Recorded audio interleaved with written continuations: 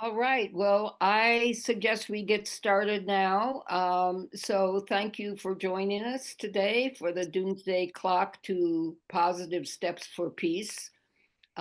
This webinar actually evolved out of a discussion with people in WILPF and Code Pink and VPAC about the Doomsday Clock, which is set to be reset, by the way, in 6 days. Um, we realized as we went along that this date, the 22nd of January, is also the fourth anniversary of the TPNW, the Treaty Prohibiting Nuclear Weapons. And it's 2 days after the inauguration of our president, our new president. And on that subject, I'd just like to add an issue that hasn't been stressed enough.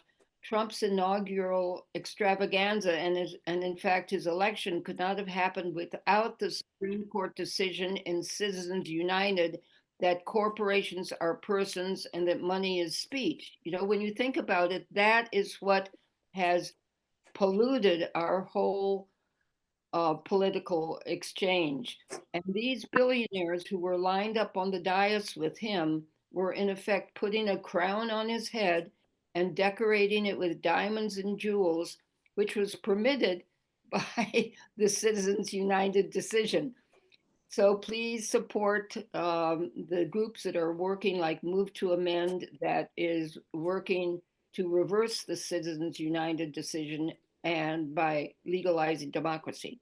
So excuse me for my rant here. I just had to get that off my chest. Um, my name's Robin Lloyd. I'm a WILF member and live here in Burlington, Vermont. And I'll be introducing our three speakers one by one. We plan that each will speak about 10 to 12 minutes, and that afterwards there will be opportunity for the Yeah. sharing of questions and other paths to peace. And Henry Nichols will help with the tech issues and when I get off track. Okay. So to start, John Reuwer is here. He is used to live here in Burlington. He now lives in or near Washington, D.C.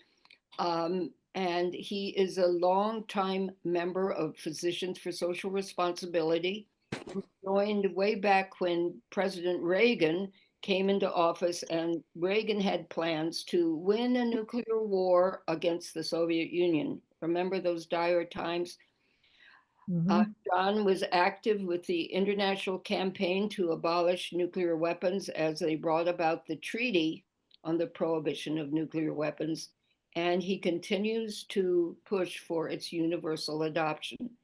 He's currently on the board of World Beyond War, and many of us know that wonderful organization, which is now a global movement to end all war and create a just and sustainable peace. So John, please talk to us about what you're doing and your work to find a good path to peace. Thank you, Robin, and thank you all for attending tonight and caring so much about the future for us and our children, our grandchildren, and so forth. I'll start by sharing screen because I want to make some points here. And the first is that, I think everybody on this call is here because we sense that the world has just gone a little nuts on violence, both domestically and internationally, where the solution to every problem is to declare or threaten to kill or threaten to kill someone. And we've got to get around that. The brightest constellation in this peacemaking sky, to me, over the last 20 years, really, is this treaty on the prohibition of nuclear weapons. What we want to remember on this call in particular, because we're all grassroots activists, is that this did not come about as a result of acts of governments, as did the treaty to ban chemical weapons and biological weapons. This was a grassroots effort of Physicians for Social Responsibility, who I've been with for a long time, founded the International Physicians for the Prevention of Nuclear War in the 1980s. IPPNW then founded ICANN in 2007. And after 10 years of tremendous effort, bringing conference after conference, drawing attention away from the deterrent strategic effects of nuclear weapons to their humanitarian disastrous consequences, led to the the adoption of this treaty in 2017. The ICAN, International Campaign to Abolish Nuclear Weapons, represents 650 different NGOs around the world in at least that many countries. 122 nations adopted it initially. It entered into force. That means it becomes law for the parties who agreed to it 4 years ago today. Since then, it's been signed by 98 nations and ratified. That means it's fully law of the land in 73 of those countries. And while none of the nuclear powers have signed on to this, and people say, well, what good is it then? Well, it's a tremendous amount of good, because for the first time, the world as a whole is saying that instead of nuclear weapons being something we should be proud of, it's now a stigma for not caring about the future of the world. And it's changed the conversation. Now, getting into why is that important? It's because of our concern for doomsday. And I love this new conversation about, let's talk a little less about doomsday and a little more about how we turn the clock toward peace. I'm really interested in learning more about that. But the people that have been watching this since 1945 and the use of first nuclear weapons says that we're in more danger now than ever.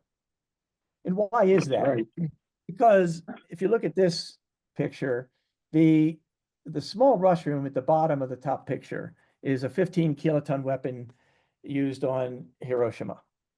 And in 1945, we had 2 of these, used our whole arsenal in Japan, and wiped out 2 small cities. Excuse me, John, are we recording this, Henry or Duncan? Because I don't see the clue of recording, but maybe I'm. We are now. Sorry about that. John, will you start again? Just kidding. Yeah, I'll just continue here.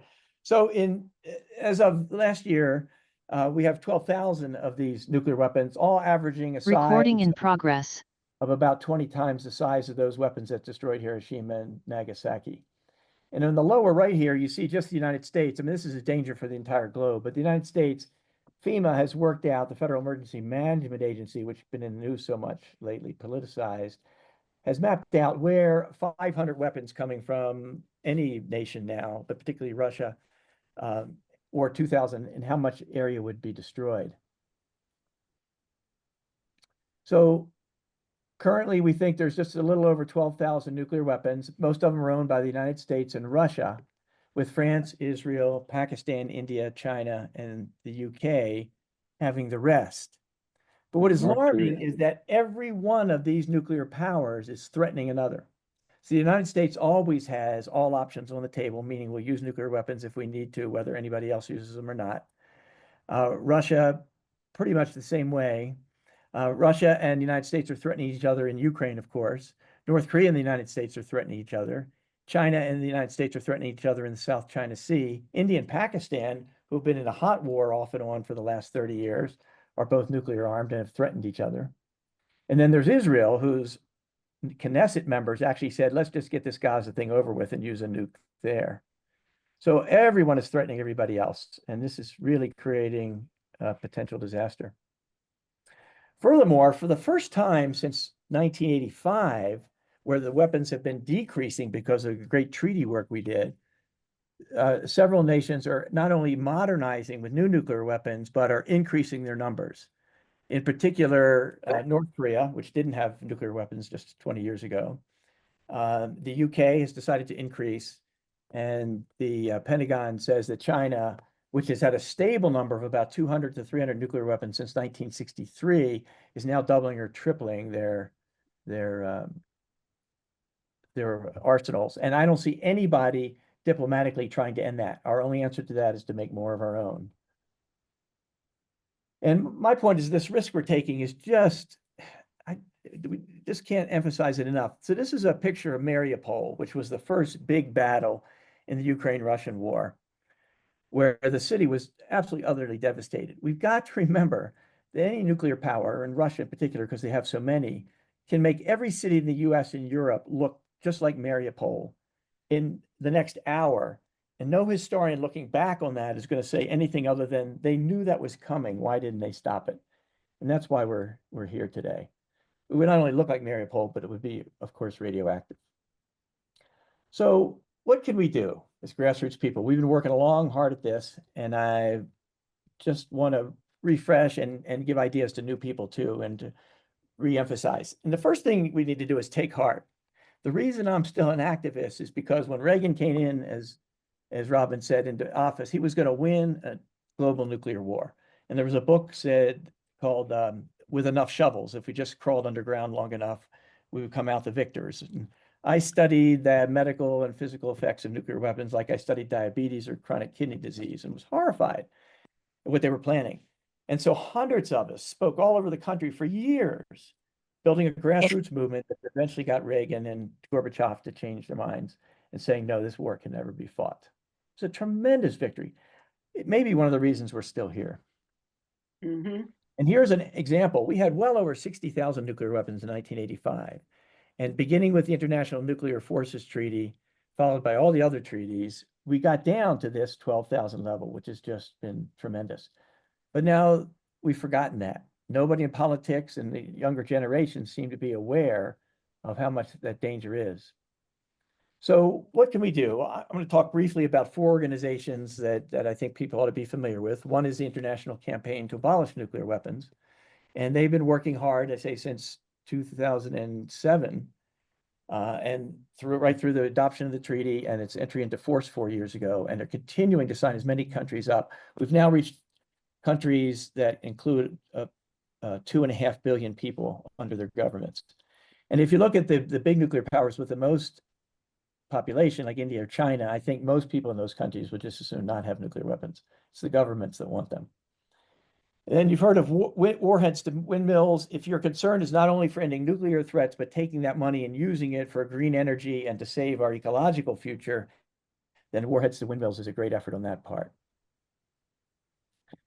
And then there's the Back from the Brink coalition of all kinds of groups across the country that's saying, yes, we need to pursue total global elimination, but there's some policies that we could do tomorrow that would make us safer in the meantime, like renounce the first use of nuclear weapons, like China has an official policy that they will never use nuclear weapons first. Most of the nations have the opposite. End the sole authority of one man, like our president, to launch on his own recognizance without okay from Congress or even his own military. And putting these weapons on hair trigger alert, where, as we've learned from experience, it's so easy to be alarmed by something that's not actually a nuclear attack, but looks like it on radar or that artificial intelligence may do. So getting these weapons off where they take at least a few days to prepare to launch would make everybody safer. And then if we're not going to use nuclear weapons, let's stop spending countless billions on them and cancel this new generation until we have time to eliminate the rest of them. And of course, now this idea of the doomsday clock going away and a peace clock coming in, like I say, this is something we want to pay attention to. And we're always thankful to the Women's International League for Peace and Freedom for putting on efforts like this. So as individuals, what can we do? First and foremost, if you're not, probably everybody here is already on it, but if you're not, get on the mailing list of whichever of these groups you like: Physicians for Social Responsibility, the International Campaign, Back from the Brink, or Warheads to Windmills. And there's other ones too, the Nuclear Age Peace Foundation and so forth. And once you're on there getting their emails, then that's an opportunity for you any day or week to do some education and see how you can pitch in to do actions. And then decide your level of involvement. It could be minimal. You know, how long does it take to write an email to your senator saying, I don't want money spent on nuclear weapons? And yet it's shocking how few people ever take that 5 minutes to do. So do that, or call them on the phone, which is even easier. Or a medium involvement, write a letter to the editor, or actually go to their offices and visits, or start a book club. Great books came out this year, like Annie Jacobson's A Nuclear War Scenario, that really educates you, fascinating to read, and will make you want to work. Then, of course, there's a few of us that are a little bit nutty that do an awful lot, like Alice and Robin and Duncan and so many others on this call, that organize a local campaign in support of one of these larger organizations. So that's all I have to say. The choice is ours as to what kind of future we want. The thought that deterrence can work forever, that nuclear weapons, as complicated as they are, will never make a mistake, unlike every other bit of technology we have, is just kind of magical thinking that we don't need right now. So thank you for having me, and I look forward to hearing the others. Okay, thank you so much, John. And you know, I've found that at least in Vermont, when you phone one of our Congress people, they always pick up. I mean, they are there. They don't hold you on the line. So you can say your piece and take a minute and that's it. It's faster than sending a letter in a way. So thank you for those good pointers for action in the future. Now I'd like to introduce Tamara Lorincz, who is a longtime active member of Women's International League and in Canada, and is a voice for the Women for Peace organization up there.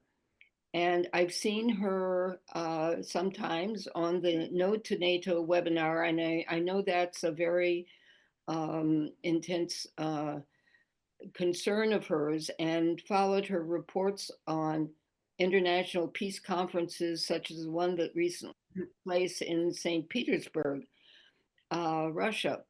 So she wants her federal government to put peace and justice at the center of Canada's foreign policy and to end all wars.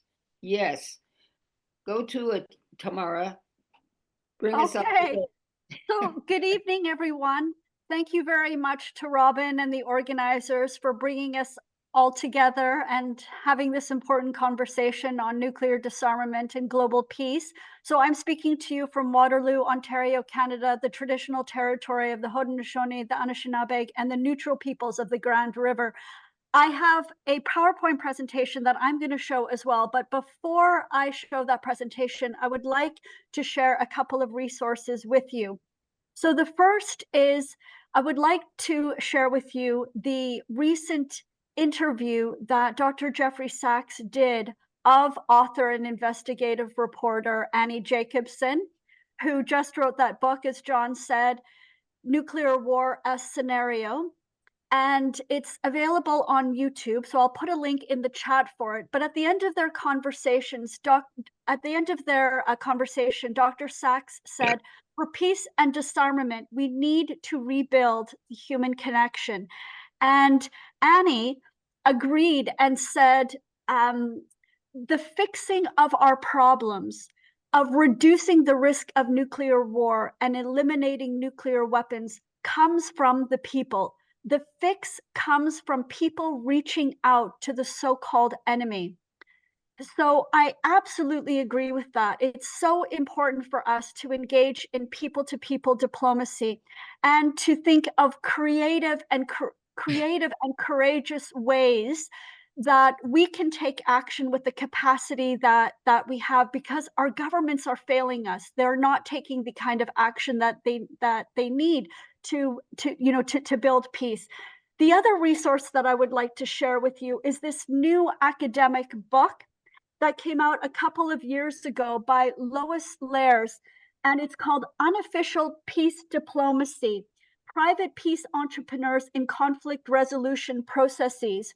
And it talks about inspiring stories of citizens, taking action to build peace in very, difficult conflicts. And there are two stories of American citizens. One is Norman Cousins, who was advising John F. Kennedy Jr.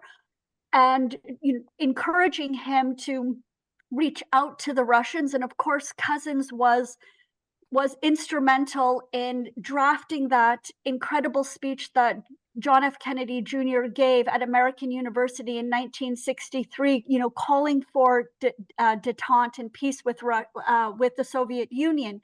And then the other story is that of Susan Macy, who was advising President Reagan in the 1980s, and working with Gorbachev on eliminating nuclear weapons. And the book is very empowering, very inspiring, extremely informative. So I'll put that in the chat as well. So now I'm just going to quickly go through some slides and tell you a little bit about the situation of Canada and the Treaty on the Prohibition of Nuclear Weapons.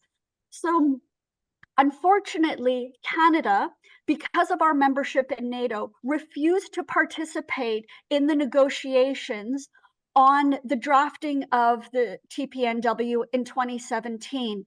And in fact, in December of 2017, when the Canadian Japanese citizen Setsuko Thurlow helped to accept the Nobel Peace Prize on behalf of the International Campaign to Abolish Nuclear Weapons, our Prime Minister refused to meet with her. She was in Oslo for that ceremony, and our government has been very resistant to even send a delegation to observe the meetings of the parties because of our membership in the US-led nuclear alliance. So in Canada, we have really been trying to push in a parallel way for Canada to join the TPNW and for Canada to withdraw from NATO, and of course, calling for the abolition of the alliance. And so we've done so many different type of actions, but we've regularly been doing parliamentary petitions, so getting our message into the House of Commons. We've been also calling for Parliament to do a study and consultations about nuclear weapons disarmament and Canada's membership in NATO.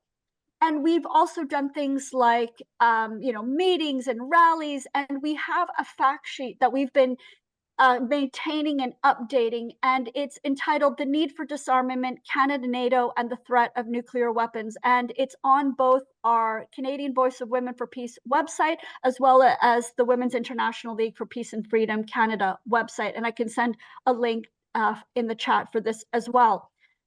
And more recently, we did a very big protest and rally and counter summit during NATO's Parliamentary Assembly meeting that took place in Montreal in November. And this is a regular meeting that NATO has. In fact, it does it twice a year. It moves around to all of the different allies, and it brings together the legislatures or the parliamentarians from the different allies, to talk about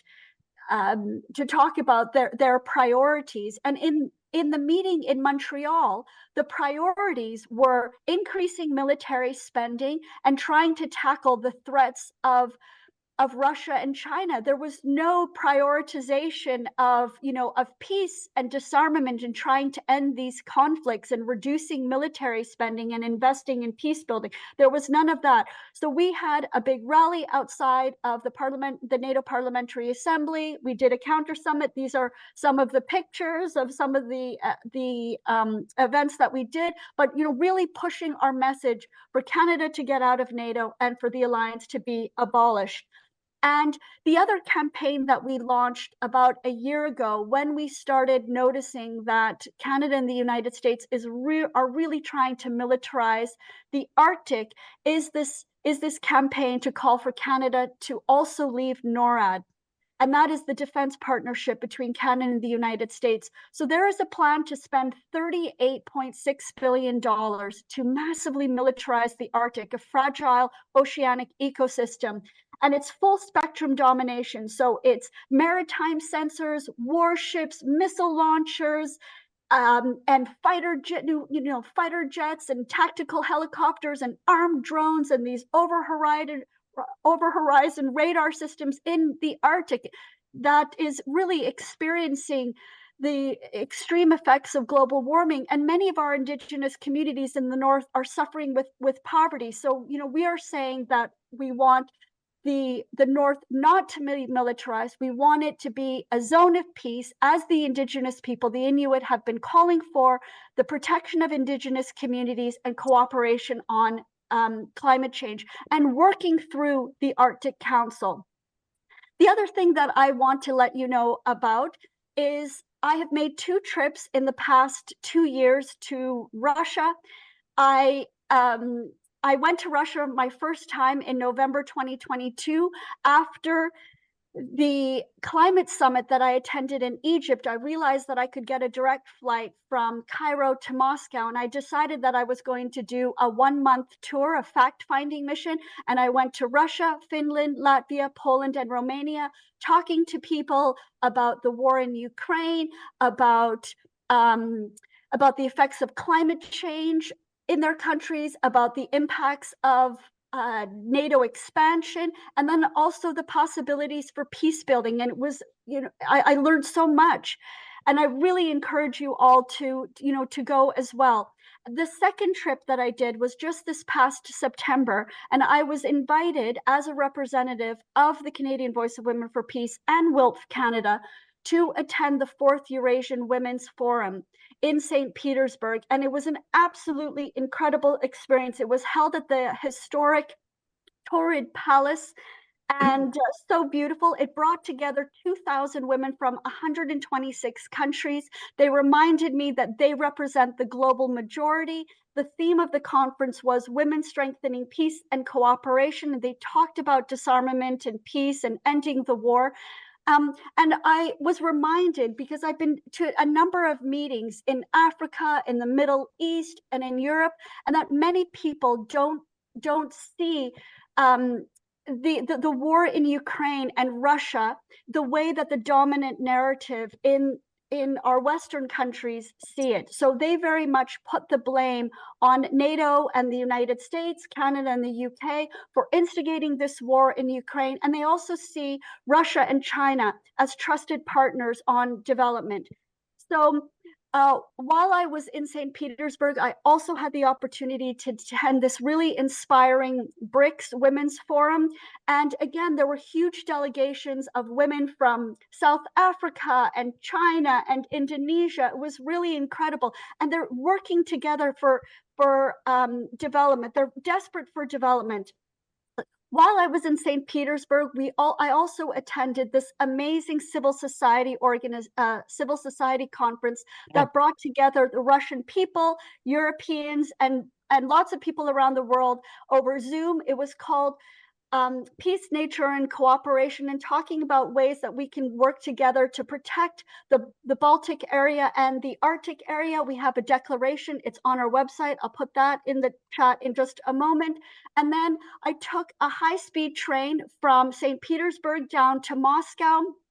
And on the high-speed rail, I read Russia's foreign policy statement. There are two things in this picture that Canada doesn't have. We don't have a foreign policy statement. We haven't had one in 20 years because we just get our marching orders from Washington and Brussels. And we also don't have high-speed rail. And instead, we're buying a new fleet of F-35 fighter jets that we don't want and that are going to exacerbate global warming.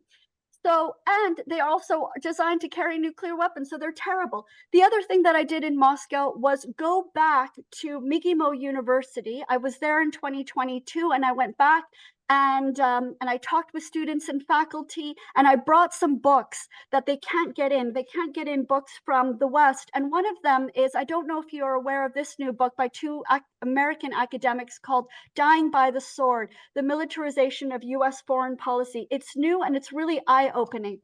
While I was in Moscow, I had a meeting with some representatives of the International Physicians for the Prevention of Nuclear War, and they're opposed to nuclear weapons, Russian and non-Russian nuclear weapons, and wanting to work for disarmament and peace. And some of them are hoping to get visas to be able to attend the third meeting of the parties for the TPNW in March. So I really hope some of the Russians can go, and that you can, and whoever is going there to that meeting can meet with them.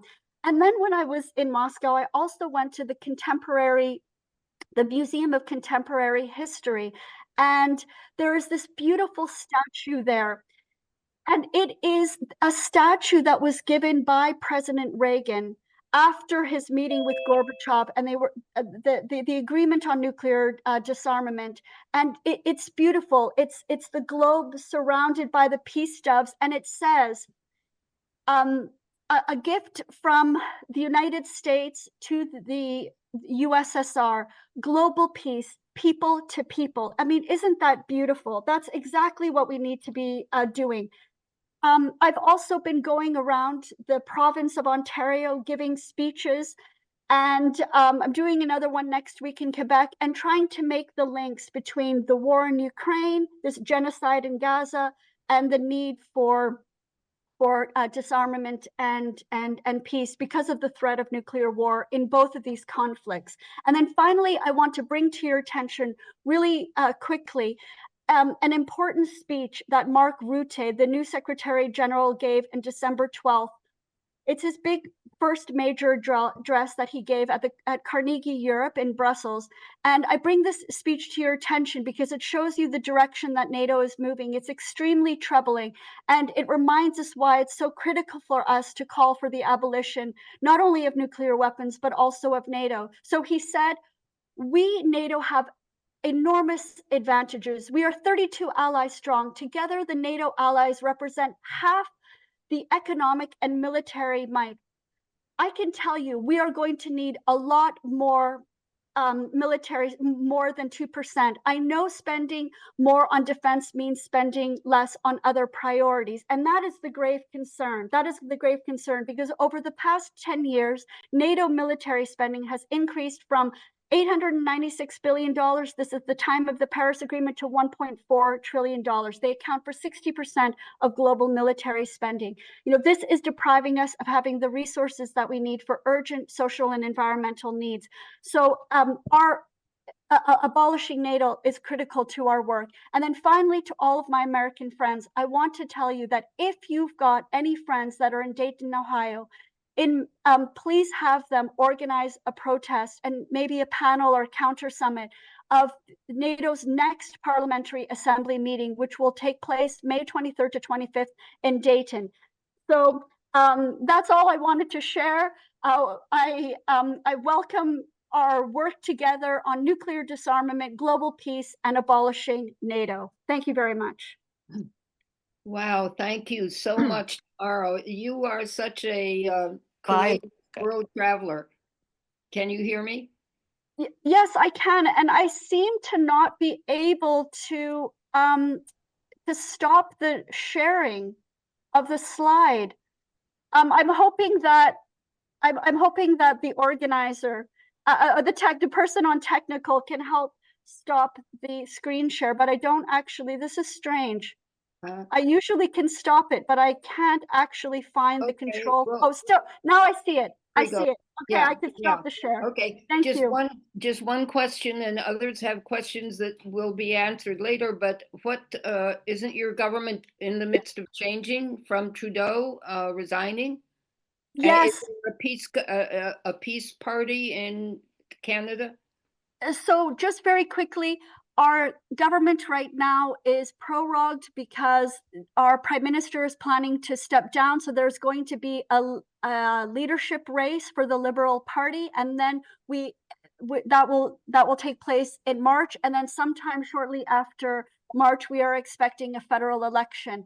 And we have two kind of leftist parties, the NDP and the Greens. They both support Canada signing and ratifying the Treaty on the Prohibition of Nuclear Weapons, but unfortunately, they are very supportive of NATO and high military spending, and so we have a lot of work to do because there's just no chance that we can eliminate nuclear weapons if we continue to participate in a nuclear armed military alliance. So yeah, I'm looking forward to more discussion with you later. All right, wonderful. Thank you. So our third speaker is Moji Agha. Agha, I think I pronounced it right. I just wanted to say that my love of Iran dates from admiring Persian miniatures back in the time when I was involved in making art. But I've found that recently there are very few Iranians speaking out against the drumbeat of war. At least I haven't become aware of them against this drumbeat of war against Iran that's promoted by our government. So I was delighted to meet Moji in a Zoom conversation a few weeks ago. He maintains contacts he was born in Iran. He maintains contacts with friends and activists in Iran. And he has family living close to one of the nuclear research labs. So please welcome Moji. He is a Sufi monk or dervish with a vow of service and poverty. He left a promising career well over 2 decades ago and shifted his extensive education and experience to the healing of Grandmother Earth. So, Moji, please, we welcome you here tonight. Hi, salam. Thank you for Salam. having me. And I sent in the chat a number of links. One of them has to do with what I was doing this morning in terms of citizen diplomacy. We are having these gatherings organized by Peace-seeking Iranian Veterans, of which I am a co-founder, and we were talking live Iranian peace seekers and American peace seekers, and I was translating back and forth. And I am delighted to say that Robin is going to be one of the guests of the next town hall that we're going to have on February 5th, Wednesday, February 5th, 2 p.m.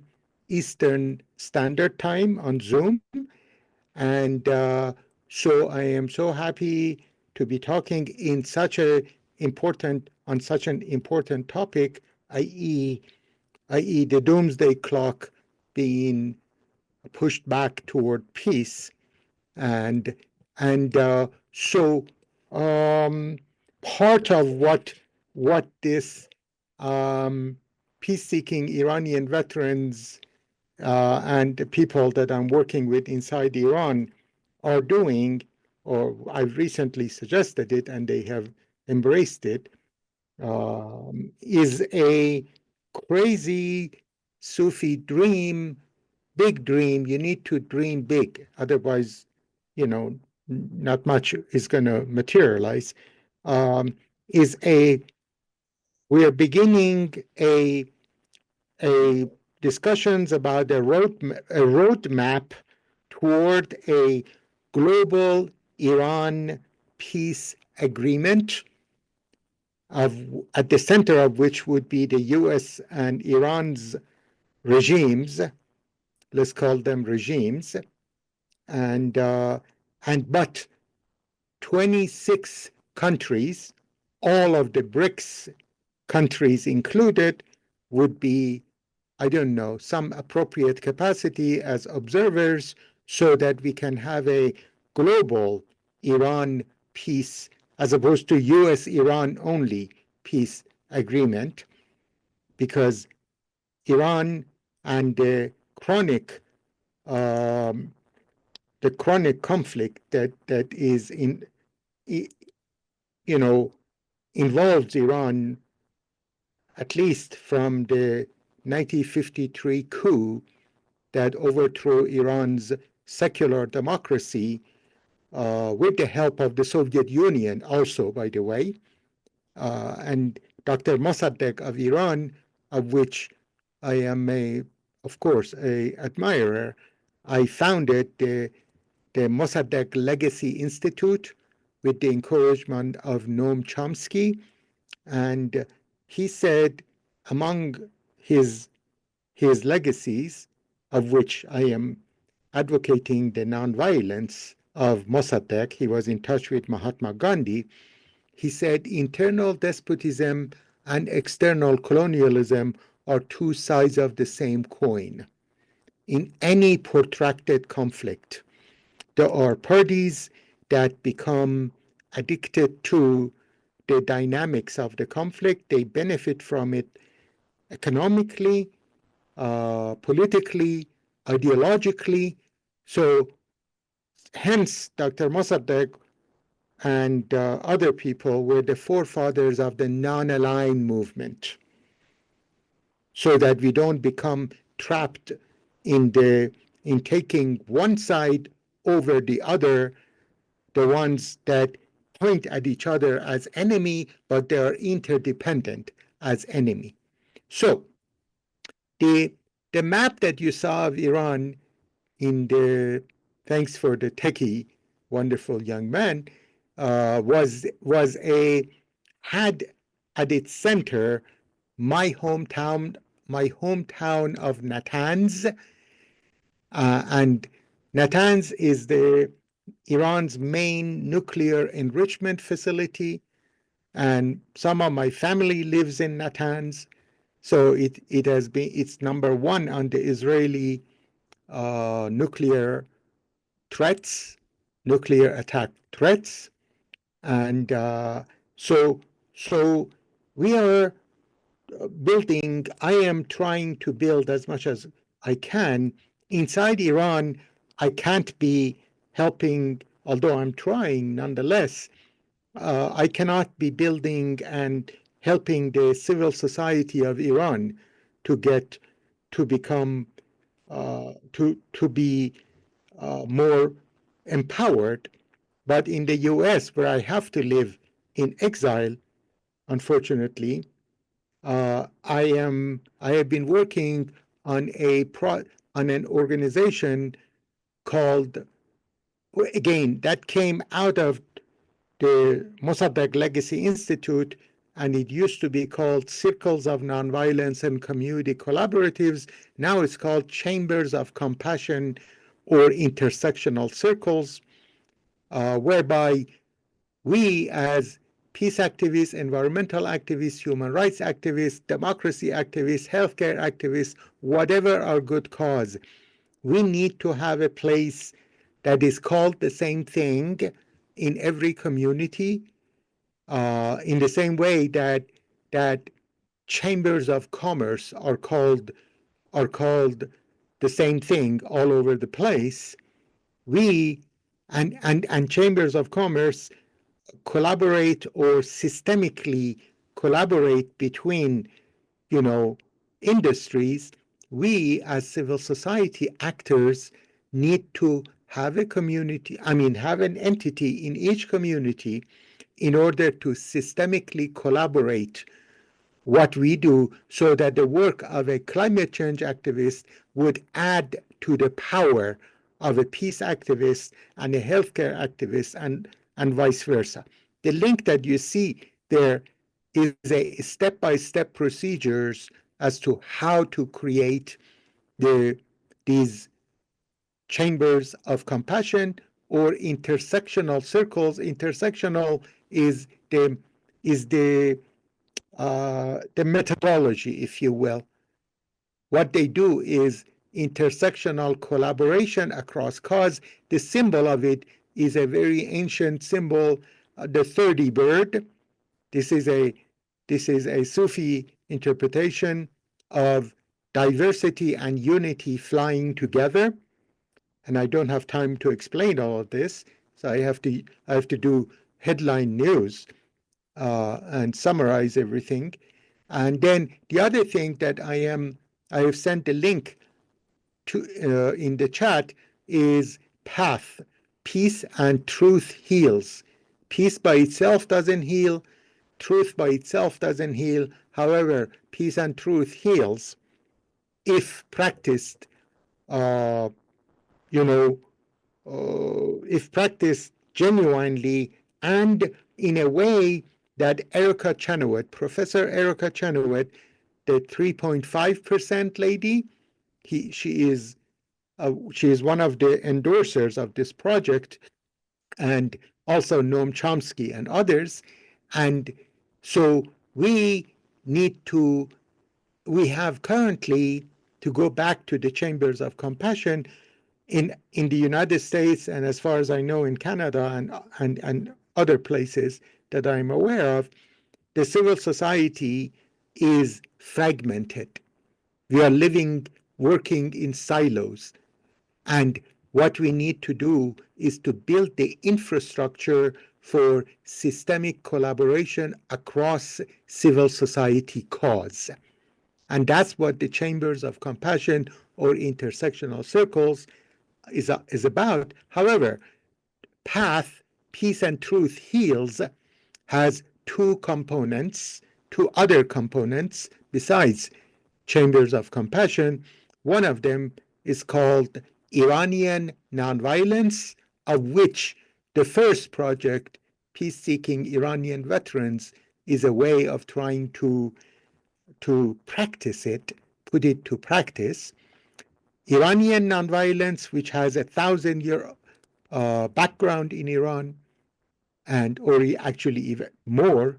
And this morning, one of the gentlemen inside Iran reminded the group, the town hall, that Iranian nonviolence goes back to before Islam came to Iran 1400 years ago, and so that not only we Iranian Muslims or non-Muslims are not savages, as we are called, so-called, but in the so-called civilized West, but we have a civilization that has a incredible depth of nonviolence, that it needs to become known to the people in the so-called civilized West, and hopefully we can then, through building dialogue of peace, we can reduce animosity, we can reduce the danger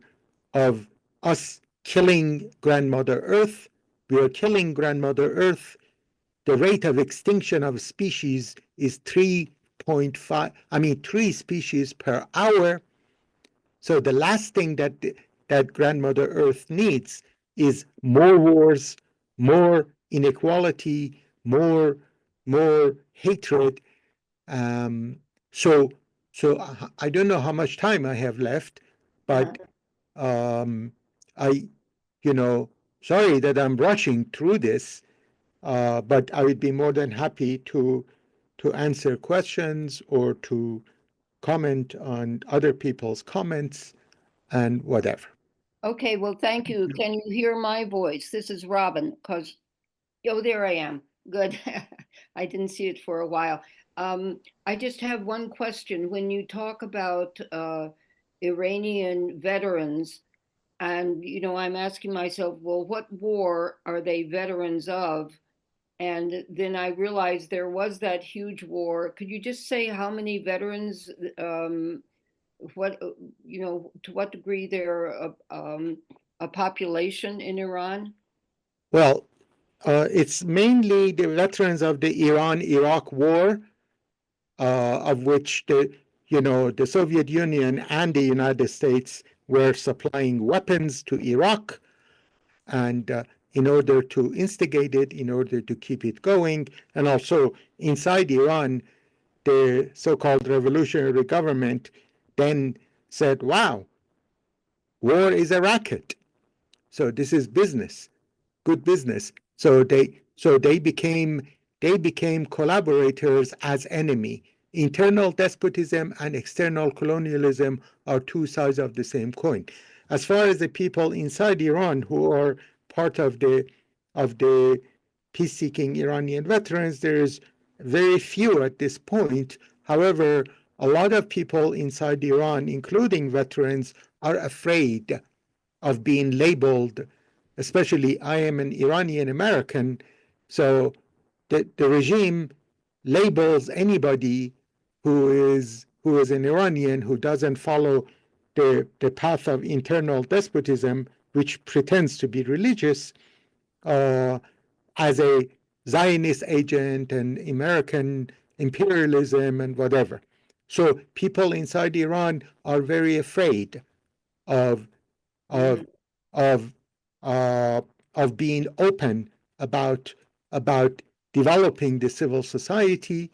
The regime crushes any attempt at meaningful organizing of the civil society. I keep being asked this question, Moji, why don't you come to Iran? First, if I come to Iran, I have a in absentia execution order by the circuit number 15 of the so-called revolutionary court, and my crime is warring against God. I'm a Sufi monk, I'm a dervish. And so if I go to Iran, I'll be arrested or will be taken hostage to be exchanged as a prisoner, because I'm valuable Iranian American. And so people say, why don't you come here and organize our civil society? And I say, I would love to, except that, I cannot come and put myself in danger. In the meantime, the American civil society is so fragmented. We have more than 3.5% of various kinds of activists, as Dr. Erica Chenoweth has beautifully researched. We have the 3.5%, except that we are so fragmented, so that we don't have the critical mass as a result. Well, I think that we're going to be probably coming together more. And in fact, this webinar, I think, is the beginning of the effort of that. Under Trump, we will see the urgent need to create solidarity amongst us, amongst our different groups. So, well, thank you for all three of you presenters. I think each of you gave such enlightening and interesting information. So people should raise their hand or symbolically or really, and let's hear of your reaction to the three speakers and ideas you have for making peace in the future under the Trump administration. Super quickly, the contact for Vermont Peace Anti-War Coalition is in the chat. And contact for Moji is also in the chat. And for Rob. So that's Duncan, Moji, and Robin. Thanks. Great. Okay, there was someone who raised a hand earlier. How about now? I took it down. I have the information on hand. Oh, okay. I'll pass it along to some partner organizations involved with the Vermont Coalition for Palestinian Liberation. I do understand that there is a sizable contingent of the Bosnian diaspora within Ohio, especially the Slovene diaspora over there. So we can rally folks from the Party for Socialism and Liberation, other political orgs, especially my folks within the former Yugoslav diaspora. I do believe that we can produce a strong showing to Dayton. So much for NATO, and especially the Dayton Peace Accords. Thank you. Yeah. So when is the Awesome. Dayton event happening, and what is that going to be? Give me a moment. Can I speak to that quickly? Yes. So the NATO Parliamentary Assembly meeting is going to be May 23rd to 25th in Dayton, Ohio. And if you haven't read this important book by the International Action Center, this was a group that Ramsey Clark, the former U.S. Attorney General, established 30 years ago. It's called NATO in the Balkans. NATO in the Balkans. You read this book, and this is the playbook that the United States and NATO used for this proxy war in Ukraine. It's unbelievable, the parallels. This is really important for you to read, and reading this book would help tremendously for mobilizing against the NATO PA meeting. And then the other thing that I'll put in the chat is the great interview that Dr. David Gibbs, who also wrote about the NATO war in Yugoslavia, called Do No Harm. He gave a fantastic interview on neutrality studies. So there is a connection between the war raging in Ukraine and what happened, what NATO did to the Balkans in the mid-1990s. The other thing that I wanted to say, because Palestine came up, is that I have also been going around all over Canada saying that the Israel, U.S., Canada genocide against the Palestinians in Gaza is also a NATO genocide. It's also a NATO genocide. Israel established an office in the NATO headquarters in 2016 in Brussels, and then 5 days after the Hamas attack, the Israeli defense minister had a meeting with NATO, and that's when they coordinated ramping up weapons to Israel. So it's very much the responsibility of NATO as well. So I bring that to your attention. And I wrote about this, and I will put a link in the chat about an article I wrote about NATO, Israel, and the genocide, a tripartite and genocide. Thanks. Well, thank you. Okay, Jordan, do you want to?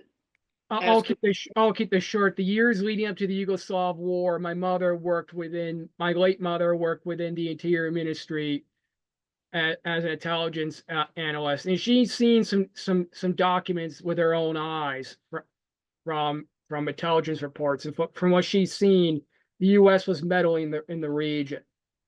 There's also the case.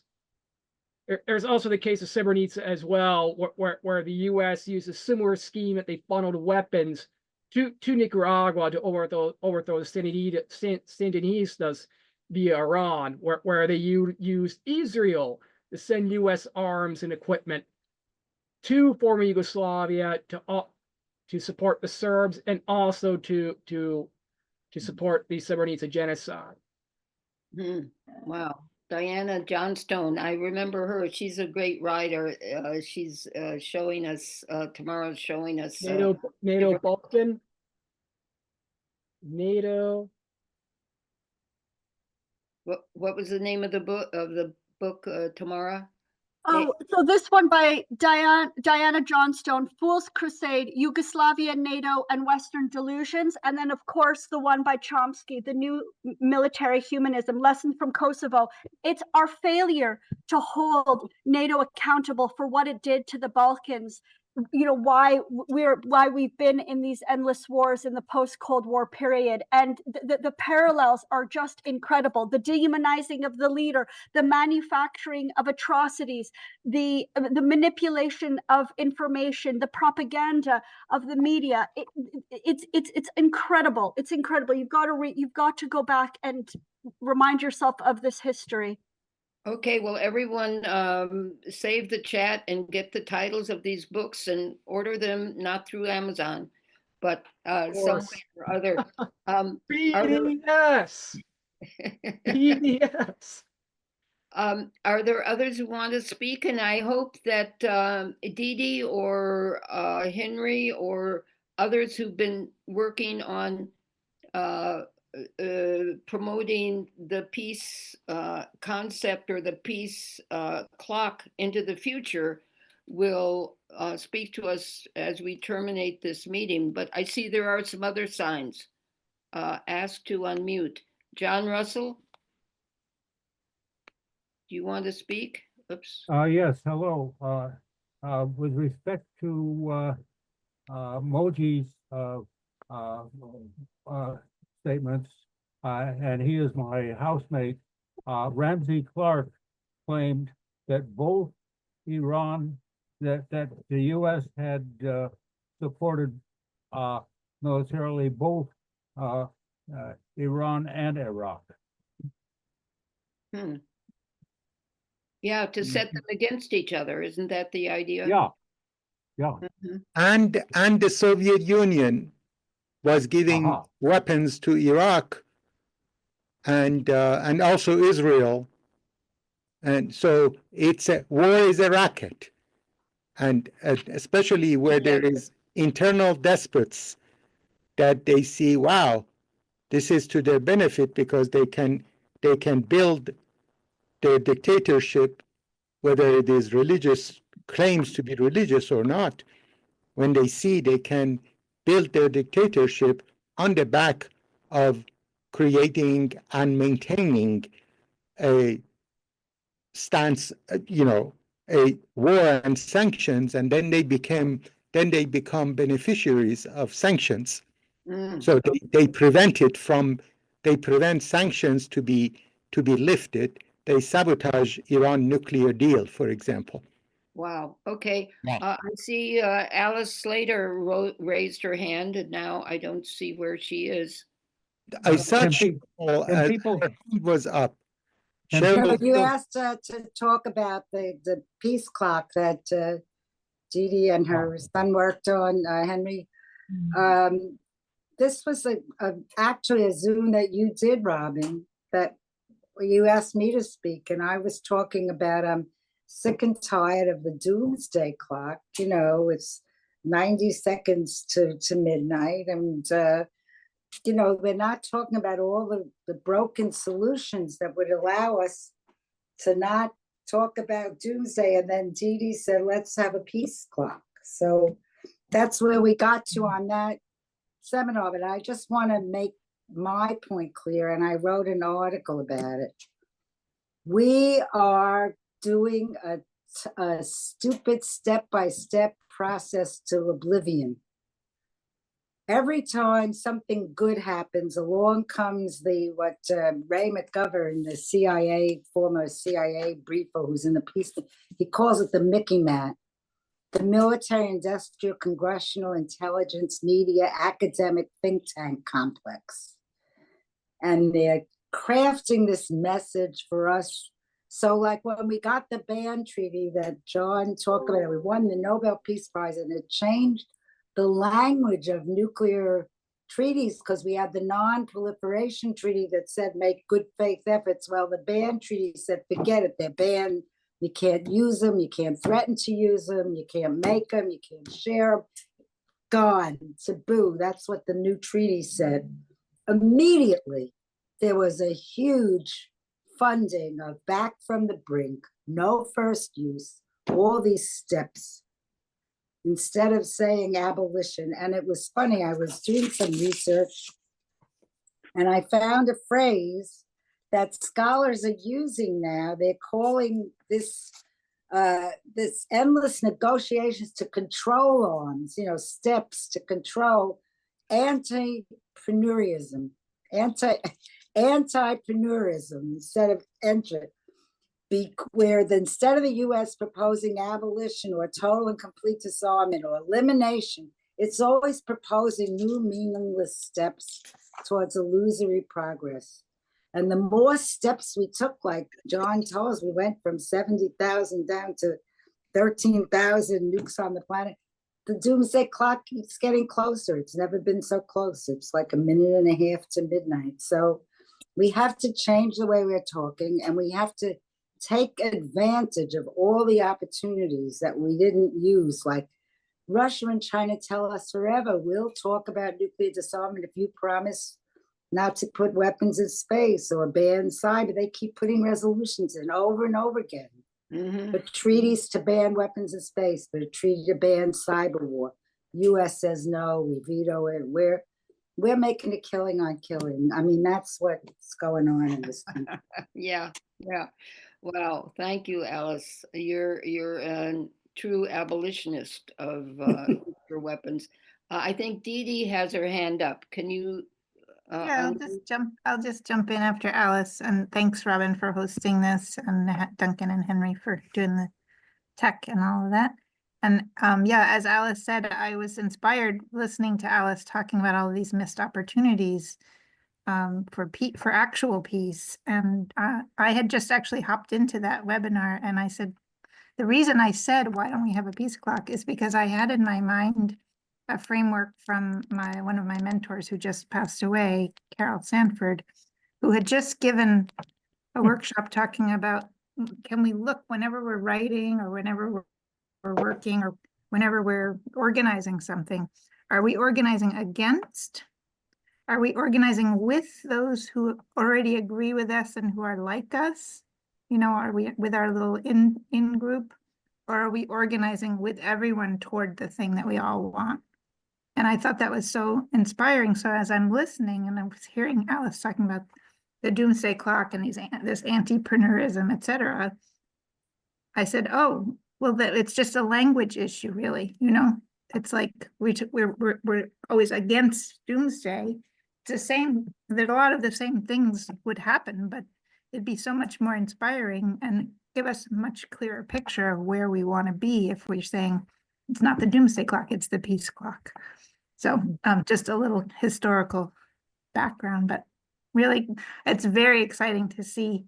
I mean, everybody here and everybody who's been involved, including also Jody and Medea at Code Pink, it's like people have just taken it and run with it. And it's such a pleasure to not, you know, I've been a solopreneur for a long time, so I love having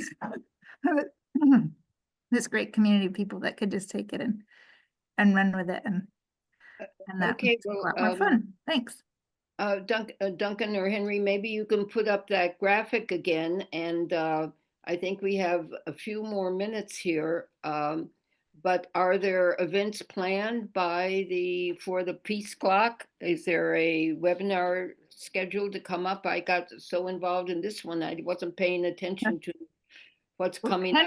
Henry and I'll be primarily leading it, but we'll be leading one looking at frameworks to help us see new opportunities for peace. So it'll be a conversation, not talks, but engaging people in breakout rooms and having a conversation. But I think that there are events planned. Code Pink is doing in-person events for sure. Yeah. But we don't know what yet. It's not announced. So we don't know when your event, Dee Dee, is scheduled yet? Let's see. I will put it in the chat. The description isn't fully there yet, but there is a sign up that's already up. So I'll put that in the chat. Well, that sounds like a wonderful project. I see Jill has her hand raised. Can you speak, Jill? Yes, thank you. Thank you, Robin. And thank you to all of the speakers. I have a question. Tamara mentioned the Arctic Council, and I heard in a couple of meetings in the last few days mention of the Arctic Council and how they've been talking about both potential minerals there and trade routes there, and how Trump and that if you look at the planet from the North Pole, there are many land masses of different continents that are very close together. And so Trump wasn't really just crazy talk when he talked about wanting to control Greenland. And I wondered if Tamara has anything to add to that, or anyone else here. Thank you. And thanks to all the speakers again. I do have a quick response for that. When Trump was in office the first time and he had Mike Pompeo as the Secretary of State, the administration released an Arctic strategy, and Pompeo gave a speech about the Arctic, and I'll put a link in the chat for it, but it's very revealing. And that's exactly what the United States has its eye on, is on minerals in the north. The United States has the Department of Defense has, for instance, cooperated with the Canadian government on a mine in the Northern Territories for strategic minerals, but they're also wanting to block the trade routes that China and Russia have, the Northern Sea Route. And they're actually undermining the United States, Canada, the other NATO allies are undermining the Arctic Council. They are trying to circumvent it. They have this Arctic Circle thing that they're doing, and it's really unfortunate because the Arctic Council is the premier consultation body that includes all of the Arctic members, observer countries, as well as the indigenous communities. And under the Biden administration, all of the NATO allies stopped working with the Arctic Council. And in the past 2 years, Canada and the United States have new Arctic strategies. They're very aggressive, and they don't promote the Arctic Council, and they don't promote the region as being a zone of peace. But the Inuit people have regularly said, the Inuit Circumpolar Council said that they want it to be an Arctic zone. They want the Arctic to be a zone of peace and to be denuclearized. So I've got an article about this. I'll put it in the chat, and whatever you can do to help us protect the Arctic, this is really so critical because it has an impact on all of us, on the climate and on the ocean. And so we do not want it to be militarized. We really have to turn this around. Yeah, wonderful. Yes. So are there other comments or questions? It seems to me we do have some dates in the future, and thank you to Dee Dee for moving forward with some of those ideas, and the event in Dayton. I don't know. I won't be able to travel there, but I hope others might be able to do that. I see Moji has a question or a statement. I just wanted, I know that the focus of this, if this is on peace, but what I would like to do is to point out that as peace activists, as human rights activists, and as climate change activists, as whatever our good cause, we are so currently extremely fragmented. Therefore, we cannot have the critical mass or the 3.5% that Erica Chenoweth has done beautiful research on to show. And therefore, we need to have chambers of compassion or intersectional circles so that people in different tribes of civil society can work together a heck of a lot more effectively in such a way, in a similar way but different intent, that chambers of commerce have been for God knows how many decades or century have been the focus of systemic collaboration across industries. And we need to organize the civil society a lot more effectively so that all boats are lifted. For example, to have a beautiful idea of the North Pole and the Inuit land and First Nation lands to be lands of peace, we need to have the numbers in the civil society in Canada and in the US in order to put grassroots nonviolent pressure onto the military industrial whatever complex. Mhm. So Well, I just wanted to mention that. And the last thing, and I know this is not enough time, but chambers of compassion do not have an agenda of themselves. They don't promote a particular cause so that everybody is welcome.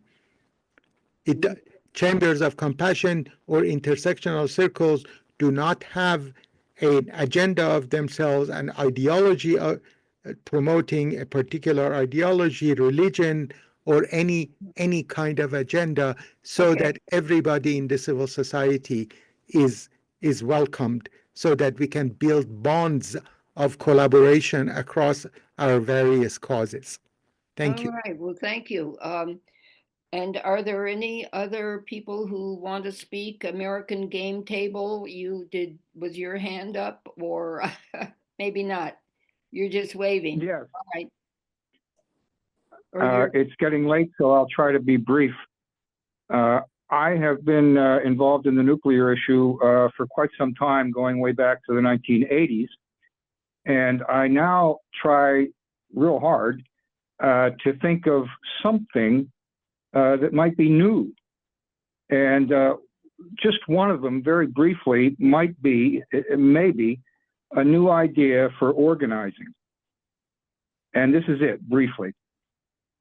The doctrine of mutually assured destruction has largely been replaced by the doctrine of first strike. That's my understanding. What this means is that the targets for a nuclear exchange are not so much population centers like Los Angeles, but rather military targets. That these are the targets for the first strike. And my idea, and some of these targets are actually very remote and out of the way, but still there are many, many thousands of people involved. And just by way of example, I'll just, there's a website that has actually identified the top 10 most likely first strike targets in the United States of America. someone has actually come up with a list. One of them is a place no one has ever heard of. It's a little tiny town in northern Maine. And I won't explain, it's Cutler, Maine. It's on the coast of Maine. And I won't bother to explain why that's a first strike target. You can just Google Cutler, Maine, and you'll find out. But my idea is this. Would it make sense to focus on these particular places that are most likely to be struck first of anywhere in the world, to focus on these locations and somehow use them as an organizing tool? I'm not sure how, but these sites are easily identifiable, and somehow to focus on places like Cutler, Maine, or several. Now, another one is 30 miles from Honolulu, Hawaii, is another site. Okay, but why focus on That's it? just my idea. I thought I'd throw it out there. Pardon me? It's just my idea. I just thought I would suggest it to see what people think. Yeah, thank you. And I guess my question was just, we would be doing that to try to get the people of those towns to be aware of the threat in front of them and get them to speak up, or for? Well, yes, that might be one way to do it, but another way is to simply make it all more real. If you explain to anyone why Cutler, Maine is a very likely target, it somehow makes the whole thing even more real than it is. Mm-hmm. I mean, the idea of most people think that, once the nuclear button's pressed, that's the end of the story. But it's more, I hate to say it, nuanced. I don't know if nuance is the right word, but it just makes it more real to me. And maybe somehow that could be used as a organizing tool. I'm not sure exactly how. Okay, well, I think Just a thought. you listed the 10 targets, because I've not been aware of that list before. I think that's interesting. Doing a webinar with 10 different people from those communities and understanding. I mean, I see that as a organizing principle. Dee Dee, do you want to speak? Oh, I just wanted to say I really like that idea for exactly the reason that you just gave, that in terms of it making it very real and imaginable and kind of human scale, because it's so massive that it's hard to think personally, other than the bad dreams that we have. But thinking about a particular town, I think, is very, very interesting idea. Yeah. Well, I'll give a brief example. I wish it wasn't so real for me. The town of Natanz, Iran is where my family lives. I wanted it to be less real. Yes, sure. Yeah. Okay.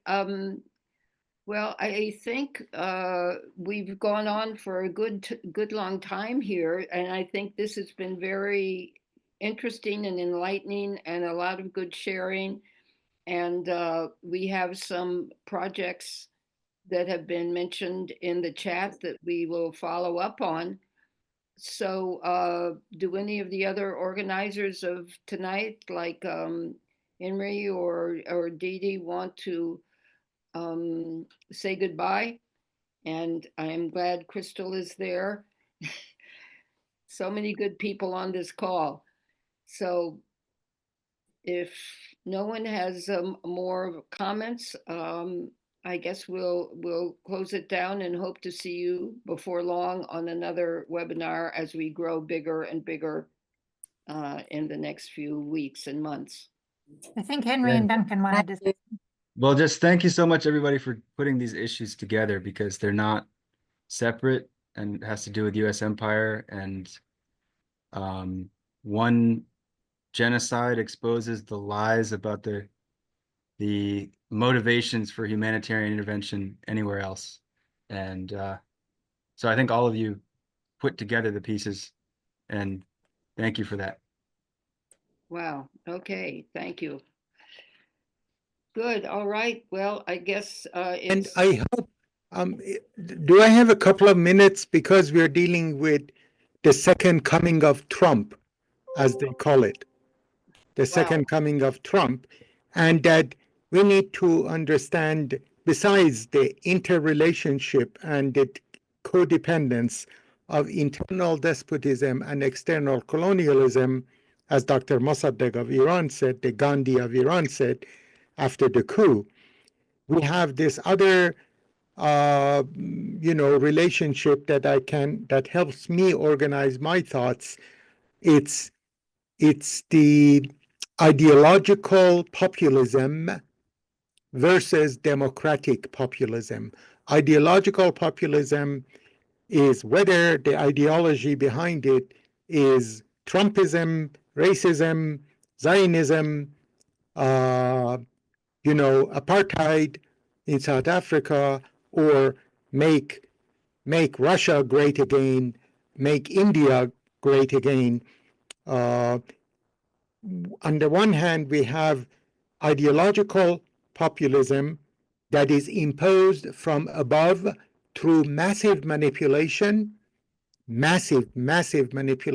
and by force, versus democratic populism that, because of its democratic nature, it translates the needs of we the people at the grassroots into tangible, understandable policies that can be articulated and understood by regular people. For example, Bernie Sanders, my favorite senator, my favorite Jew, by the way, when he talks about the 1% and the 99%, he, in the language of democratic populism, makes accessible and understandable to regular people very complex political economy, dynamics. So anyhow, I thought to just point that relationship in democratic populism in contrast with ideological populism, which in Iran, for example, the regime wants to make Shia Iran great again. And then the interdependence of internal despotism and external colonialism, which in Trump's USA have combined, the chickens have come to roost at home. Wow. Okay, well, I mean, I just find that this buildup of nuclear weapons is a terrible sickness that pervades almost every country. Every economy is getting into it, and weapons made get used, and therefore there is a great anxiety in the world that these weapons are, even maybe the nuclear weapons will be used and they're being perfected. Oh yeah, they're going to be nice and small. But if you study nuclear weapons, there's no small nuclear weapon. They are devastating and kill thousands of people. So on that dour note, we're looking forward to positive plans. Let's have events on Valentine's Day. Let's have a love webinar and bring people in who want to talk about reaching out through love and peace. Or I don't know what else. Let's try to get positive. I would love that, and I have Persian lyrics on John Lennon's Imagine. It's Imagine Wow. Peace. Uh-huh. And I can, at a later point, I can sing it for you with my non-singer's voice. Okay, so on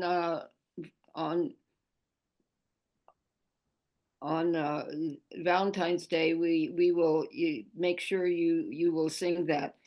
All right. Well, thank you, everyone. Thanks for coming in. Thanks for contributing to the chat. I see we have 87 entries, so I am going to save it for sure and look over it and follow the links.